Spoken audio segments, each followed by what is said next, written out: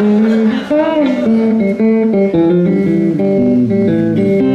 the shores of old Lake Michigan, where the hawk wind blows so cold, an old Cub fan late night, in his midnight hour that told.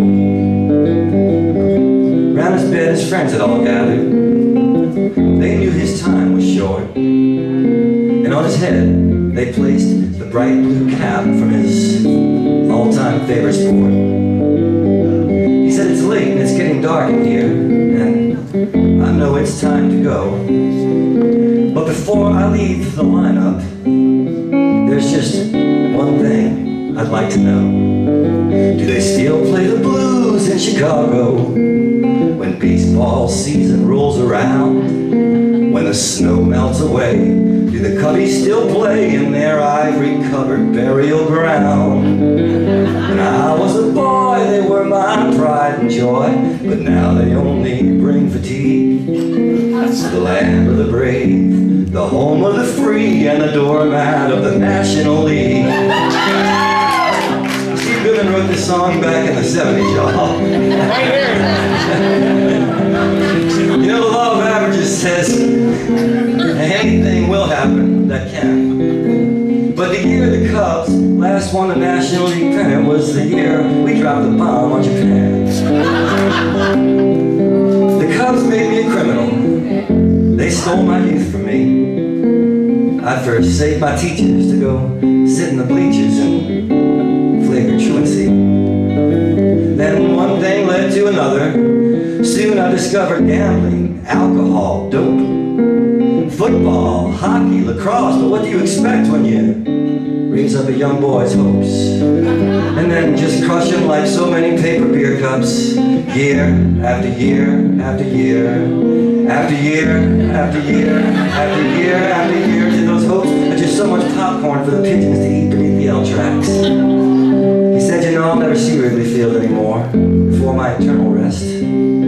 But if you hand me a scorecard and a pencil, I'll give you my last request." He said, "Give me a double-header funeral at Wrigley Field on some sunny weekend day. No lights.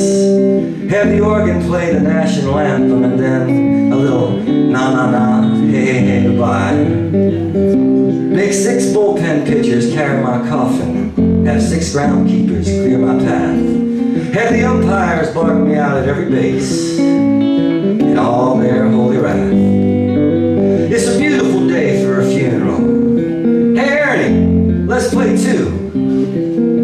Somebody get Harry Carey to come back and conduct just one more interview. Have the Cubbies run right out into the middle of the field.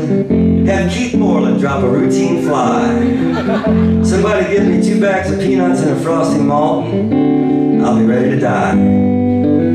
Build a big fire on home plate out of your Louisville Slugger baseball bats and toss my coffin in. Let the ashes blow in the beautiful snow from the prevailing 30-mile-an-hour southwest wind.